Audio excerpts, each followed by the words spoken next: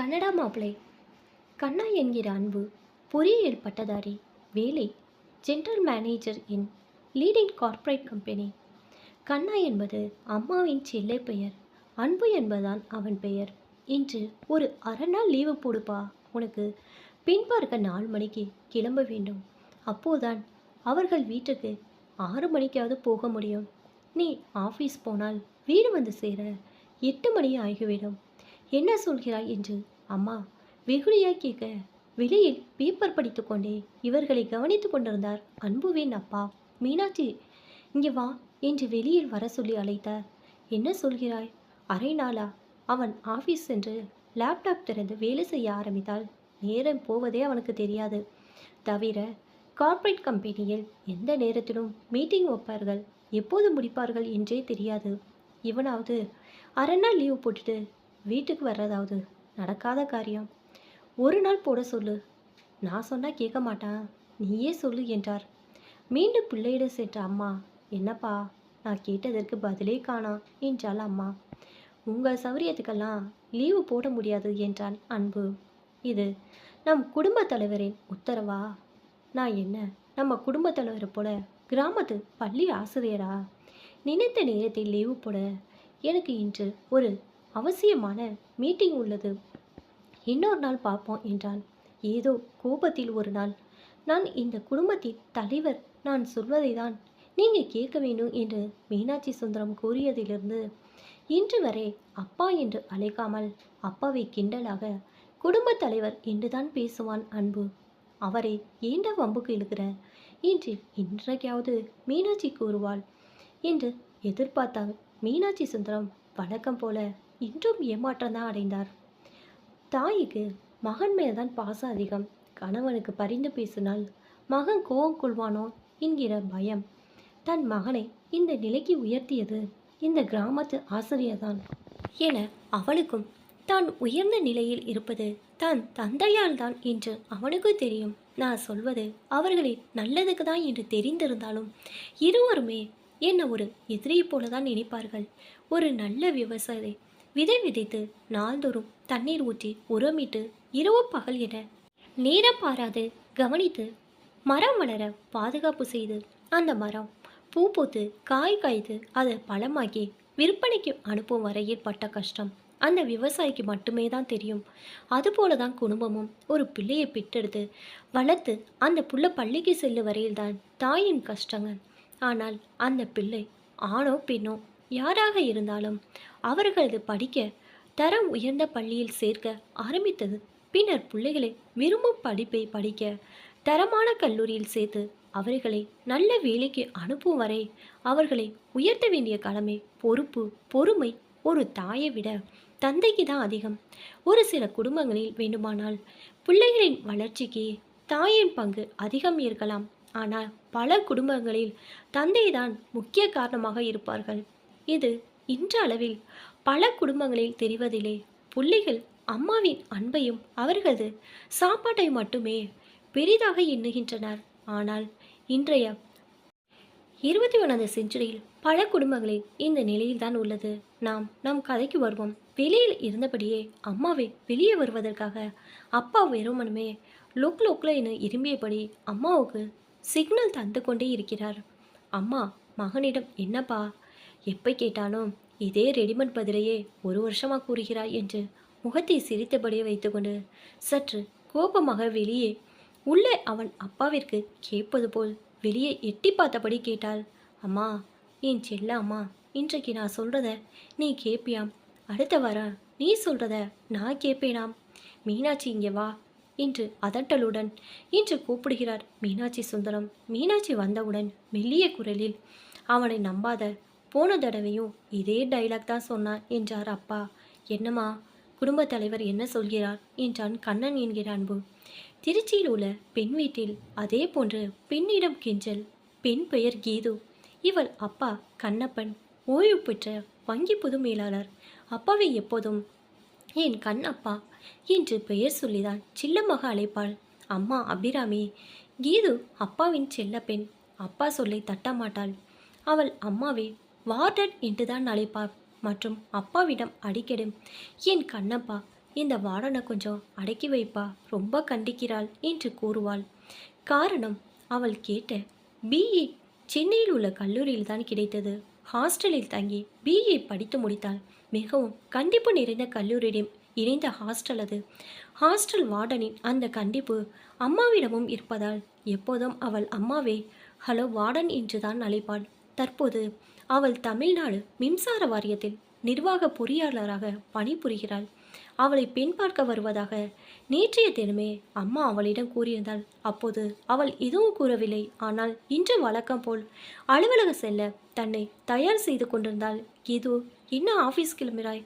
நேற்று நான் சொன்னது நினைவில்லையா என அம்மா கேட்க, அவளோ என்னவாடா சொன்னீங்க, கவனம் இல்லையே என கிண்டலாக அம்மாவை கேட்க, அவளது அப்பா, என்ன கீது, உன்னை பெண் பார்க்க வருவதாக அம்மா கூறினாளே என்று சொல்ல, அவளோ அப்பா, நான் இன்று லீவ் அப்ளை செய்ய முடியாதுப்பா, இன்று எனக்கு ஒரு முக்கியமான இன்ஸ்பெக்ஷன் உள்ளது என்றால், ஏன் இதை நேற்றே நான் கூறிய போதே சொல்லியிருக்கலாமே, நான் மாப்பிள்ளை வீட்டாரிடம் இன்று வரவேனா என்று கூறியிருப்பேனே, என்று கூறினால் அவர்கள் நம்மை பற்றி என்ன நினைப்பார்கள் என்று அம்மா சத்தம் போட, அப்பா, நான் போன வாரமே உங்களிடம் சொன்னேன், மறந்து போச்சா, இந்த வாரம் புதன்கிழமை ஒரு முக்கியமான இன்ஸ்பெக்ஷன் இருக்குதுன்னு சொன்னேனேப்பா என்று கூற, அப்பா அப்படியா என மகளை கழுத்தை திருப்பி சந்தேகமாக பார்க்க, மகள் உடனே அப்பா பக்கம் திரும்பி கண்ணடிக்க, உடனே அப்பா ஆமாம் ஆமாம் சொன்ன என்று மகளுக்கு ஆதரவாக ஜால்ரா போட, அம்மாவுக்கு வந்ததே ஒரு கோபம்.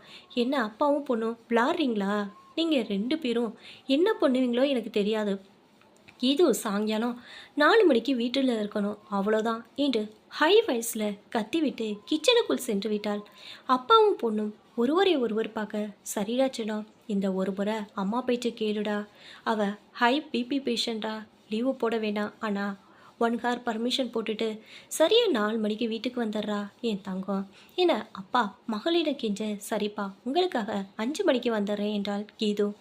இங்கே அன்பு வீட்டில், கண்ணா ஆஃபீஸில் மீட்டிங் எப்போ முடியும்னு என அம்மா கேட்க, அப்பா கிண்டலாக ராத்திரி 11 மணிக்கெலாம் முடிஞ்சிடும் என்று கூற, அன்பு அப்பாவை பார்த்து முறைக்க, நீ சொல்லுடா கண்ணா, அவர் கிடக்கிறாரு, நேரெல்லாம் கரெக்டாக சொல்ல முடியாதுமா என்று கூறினான் அன்பு. நான் வேணும்டா உன் மேனேஜரிடம் பேசி லீவு கேட்கவா என்று அம்மா வெகுளியாக கேட்க, அம்மா ஆஃபீஸ் மேனேஜரே நான் தாம்மா என்று அவன் கூற, அப்பா உள்ளுக்குள் சிரிக்கிறார். மகன் என்ற ஒன்று மட்டும் தெரிந்தவள், பாவம் அப்பாவே, அவன் படிப்பு வேலை சம்பளம் எதுவும் தெரியாதவள். அம்மா உடனடியாக ஒரு ஐடியா கூறுவதாக கூறி, கண்ணா ஒன்று செய், 1 டே மெடிக்கல் லீவ் வேணும் என கூறி ஒரு இமெயில் உன் எம்டிக்கு அனுப்பிவிடு, யாராக இருந்தாலும் உடல்நல சரியில்லை என்றால் லீவு கொடுத்து விடுவார்கள் என்றால், அட பாருடா என் மனைவி மீனாட்சியின் சாதுரியம்மா. புத்திசாலித்தனத்தை வியந்து பார்த்தார் மீனாட்சி சுந்தரம். அம்மாவின் இந்த புத்திசாலித்தனமான அன்பான வேண்டுகோளை அன்புவால் மறுக்க முடியவில்லை. சரிம்மா, உனக்காக நான் இதை செய்கிறேன் என்று கூறி 1 டே மெடிக்கல் லீவ் லெட்டரை இமெயில் மூலம் அனுப்பினார். அம்மாவுக்கும் ஆனந்தம். கண்ணா வாப்பா, நம்ம டிஃபன் சாப்பிட்டு கொண்டே பேசலாம் என்று கூறி அன்புவை கைப்பிடித்து அழைத்து சென்றாள். மீனாட்சி சுந்தரம் மனதுக்குள், இது எத்தனை நாளைக்கு மருமகைகள் என்பர் வரும் வரைதானா? இங்கே பெண் வீட்டில் 4 மணியிலிருந்து வாசலுக்கு வீட்டுக்கு நடந்து கொண்டிருந்தாள் மீனாட்சி. மாலை சரியா 5 மணிக்கு வீட்டுக்குள் நுழைந்தாள் கீது. ஒரு முறைப்புடன் மகளை பார்த்தாள். பின் வீட்டில் உள்ள கடிகாரத்தை பார்த்தா மீனாட்சி. அதற்கு அர்த்தம் இப்போது மணி என்ன என்பதுதான். கண்ணப்பன் மனைவியின் பின்பக்கமாக வந்து மகளை பார்த்து கையை அசைத்து அசைத்து உள்ளே போய்விடு என்றான். கீது சிரித்து கொண்டே தன் அறைக்குள் சென்றாள். சரியாக மாலை 6 மணிக்கு மீனாட்சி தரகருடன் தன் குடும்ப சகிதமாக கீது வீட்டுக்கு காரில் வந்து இறங்கினார். கண்ணப்பனும் அபிராமியும் வாசலுக்கு வந்து அவர்களை வரவேற்றனர். தரகர் மீனாட்சி சுந்தரத்தின் குடும்பத்தினர் கீதுவின் தாய் தந்தைக்கு அறிமுகப்படுத்தினார்.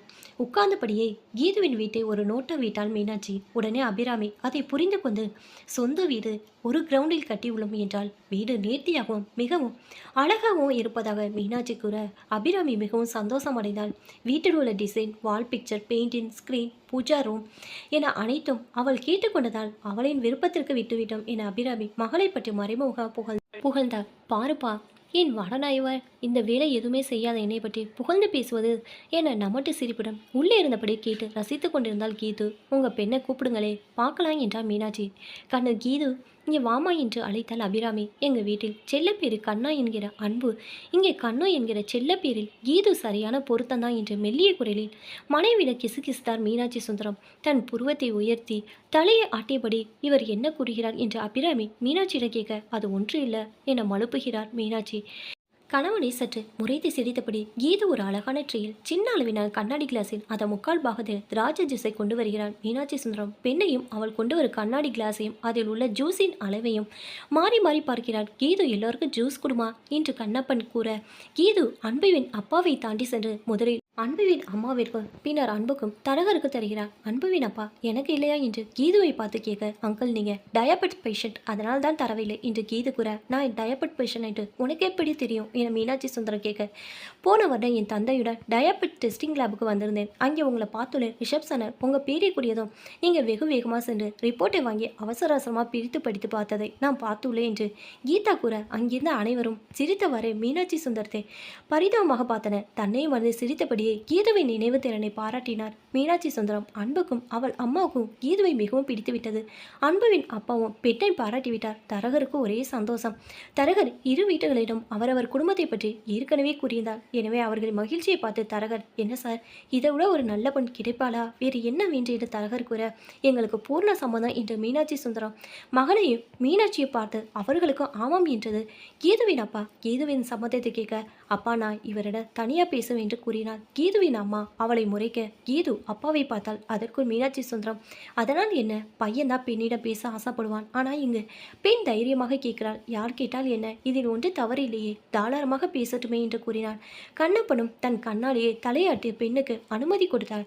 கீது உன்னை மாடிப்பறி இரு செல்ல அன்பு அவள் பின்னால் சென்றால் இருவருடைய குணங்கள், குடும்பம், சம்பளம், வங்கி கணக்கில் உள்ள பணம் என விரிவாக சந்தோஷமாக சுமார் 2 மணி நேரம் பேசிக்கொண்டே இருந்தார்கள். அன்புவின் அம்மாவும் அப்பாவும் அவர்களுடைய உறவினரை பற்றி இவர்களிடம் பேசிக் கொண்டிருந்தனர். ஆனால் கீதுவின் தாய் அபிராமிக்கோ இருப்பு கொள்ளவில்லை. எழுந்து சென்று படிக்கட்டின் முதல் படியில் நின்று மேலே பார்த்து குரல் கொடுத்தார். கீழே வாமா என கண்ணில் கோபத்துடன் ஆனால் அன்புடன் அழைப்பது போல் அழைத்தாள். இருவரும் சிரித்தபடியே சேர்ந்தே இறங்கி வந்தனர். என்னம்மா, உங்கள் இருவரின் சிரிப்பையும் சேர்ந்து வருவதை பார்த்தால் உனக்கு சம்மதம் போல என்றார் கண்ணப்பன். ஆமாம் என்று தலையாட்டினாள் கீது. அனைவருக்கும் சந்தோஷம். அபிராமியின் கோபம் அந்த நிமிடமே பறந்துவிட்டது. அப்ப சரி, மற்ற விஷயங்களை பேசலாமா என்று தரகர் அன்புவின் அம்மா அப்பாவை பார்த்து கேட்க, என்ன பேச வேண்டும் என மனைவியும் மகனை மீனாட்சி சுந்தரம் பார்த்து இருவரும் ஒரே நேரத்தில் எதுவும் பேச வேண்டாம் என்று தலையாட்டினார். கண்ணப்பனுக்கு அபிராமிக்கு ஒன்று புரியவில்லை. தரகரும் யோசனை செய்ய ஆரம்பித்தாள். கீது மட்டும் பேசாமல் இருந்தால் மீனாட்சி சுந்தரம் பேச ஆரம்பித்தாள். அதாவது சம்மந்தி என்றவுடன் கண்ணப்பன் ஆச்சரியத்துடன் தூக்கத்திலிருந்து எழுந்திருப்பது போல், சொல்லுங்க சம்மந்தி என்றால், நாங்கள் மூவரும் சேர்ந்து பேசி முடிவெடுத்து ஒரு கொள்கையுடன் வந்துள்ளோம். அதாவது பெண்ணை நமக்கு பிடித்து பிறகு பெண்ணுக்கும் பெண் வீட்டாருக்கும் நம்மை பிடித்துவிட்டால் எந்தவித எதிர்பார்ப்பும் இல்லாமல் பெண் வீட்டாரின் விருப்பப்படி திருமணம் செய்து கொடுக்கட்டும். வரதட்சணை என்ற பேரில் ₹1 கூட வாங்கக்கூடாது என்ற கொள்கையோடு எங்களுக்கு இருப்பது ஒரே ஒரு மகன். நாங்கள் இப்போது இருப்பது சொந்த வீடு, 2 கவுண்டில் நல்ல ஏரியாவில் உள்ளது. தவிர இன்றைய மதிப்பில் மற்ற சொத்துக்கள் சுமார் 10 கோடிக்கு மேல் இருக்கும். என் மனைவிடம் நகைகளும் 300 சவரனுக்கு குறையாமல் உள்ளது. வங்கி டெபாசிட் வகையில் 2 கோடி உள்ளது. 2 விலை உயர்ந்த கார் உள்ளது. வேறு என்ன வேண்டும் எங்களுக்கு? ஒரு முறை எங்கள் வீட்டுக்கு வாருங்கள், வந்து பாருங்கள். இவை எல்லாம் என் மகனுக்கு தானே. எங்களுக்கு தங்களிடம் எதையும் கேட்க வேண்டிய அவசியமே இல்லை. தவிர என் மகனுக்கு எந்த விதமான தவறான நண்பர்களோ பழக்க வழக்கங்களோ எதுவும் கிடையாது. அவன் அம்மாவின் செல்ல பிள்ளை. உங்கள் தகுதிக்கும் உங்கள் சொந்தங்களின் மதிப்புக்கும் எப்படி செய்ய வேண்டும் என விரும்புகிறீர்களோ திருமணத்தை அப்படியே செய்யுங்கள். எங்களுக்கு எந்த விதமான ஆட்சேபனை இல்லை என்று மூச்சு விடாமல் பேசி முடித்தார் மீனாட்சி சுந்தரம். அன்பும் அவனது அம்மாவும் அவர் கூறுவது சரி என்றனர். தாங்கள் தங்களை பற்றி இவ்வளவு விரிவாக கூறியதால் நாளை எங்களை பற்றி கூறுகிறேன் என்றார் கண்ணப்பன். தரகருக்கு எங்களை பற்றி நன்கு தெரியும். ஏனெனில் அவர் ஒரு வகையில் என் மனைவியின் உறவினர். ஒரு சிலர் பிள்ளை வீட்டார் பெண் வீட்டில் வசதி அதிகம் என தெரிந்தால் அதிக அளவில் வரதட்சணை எதிர்பார்ப்பார்கள் என்ற கோணத்தில் தங்களிடம் எங்களை பற்றி அதிகம் கூறியிருக்க மாட்டார். அதனால் நானே கூறுவதா சரி என்றார் கண்ணப்பன். ஐயா, நீங்கள் தவறாக எண்ண வேண்டாம். என் மகளும் படிப்பில் குணத்தில் நம்பர் 1. நான் அவளை பற்றி அதிகமாக கூறுவதாக எண்ண வேண்டாம். என்ன, அவள் என்னுடைய செல்ல பெண். எனக்கு தெரியாமல் என்னிடம் அனுமதி வாங்கிதான் தன் ட்ரெஸ்ஸையே முதற்கொண்டு செலக்ட் செய்வாள். வீணாக எதையும் வாங்க மாட்டாள். செலவழிக்கவும் மாட்டாள். அவள் அம்மாவிட எதையும் கேட்கவும் மாட்டாள். அதனால் அவள் அம்மாவுக்கு கீது மேல் கொஞ்சம் வருத்தம். அவளது மாத சம்பளம் பிடித்த போக 1,50,000 அவளது வங்கி கணக்கிற்கு வந்துவிடும். அவளுக்காக நான் வாங்கி வைத்திருக்கும் நகை மட்டும் சுமார் 120 சவரன் உள்ளது. அவள் அம்மாவின் நகையும் 150 சவரன் தேரும்.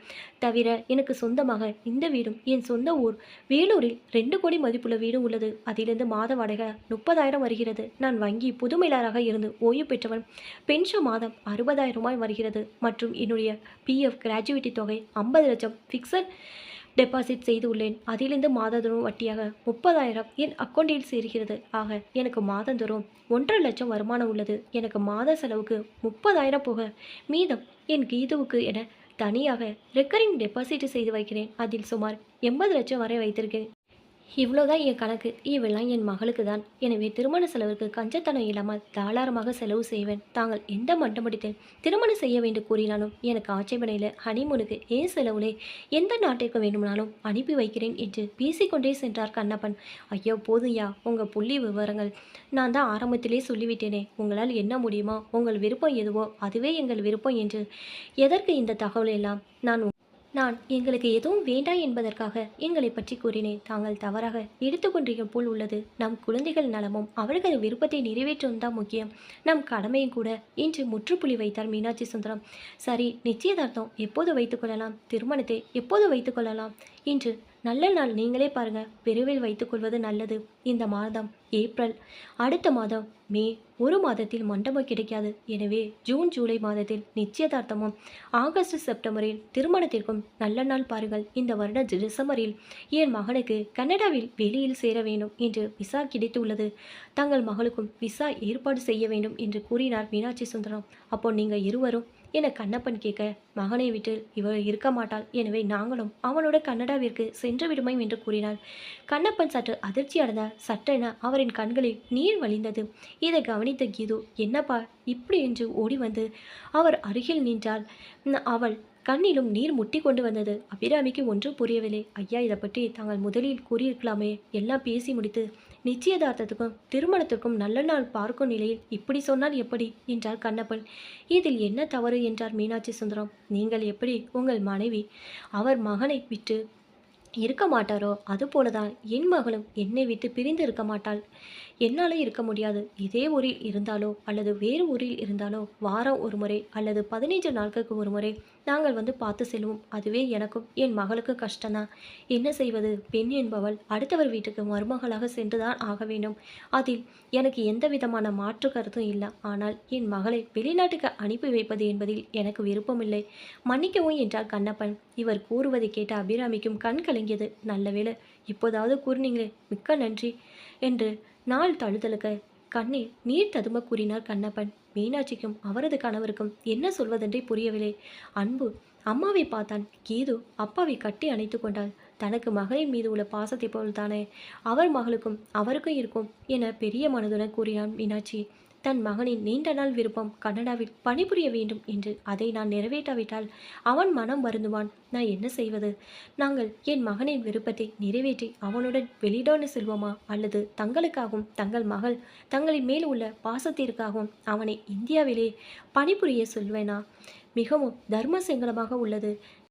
கண்ணப்பன் என்றார். மீனாட்சி சுந்தரம் தங்களின் மகள் பாசம் என்றோ ஒரு நாள் என்னை கவனித்து அதை நினைவில் வைத்திருந்து இன்று என்னை பார்த்தவுடன் என் உடல்நிலை மனதில் வைத்து அவள் எனக்கு ஜூஸ் தராமல் கவனித்த விதம் தன்னையும் அறியாமல் கண் கலங்குகிறார் மீனாட்சி சுந்தரம். இவளை போன்ற ஒரு மருமகளை அடைய நான் கொடுத்து வைக்கவில்லை என்று கூடியபடியே மீனாட்சி சுந்தரம் சோஃபாவிலிருந்து எழ முயற்சிக்கிறார். ஆனால் முடியவில்லை. மகனும் அவரது மனைவியும் கைத்தாங்களாக அவரை எழுப்ப மிகுந்த மன வருத்தத்துடன் மூவரும் கிளம்புகின்றனர்.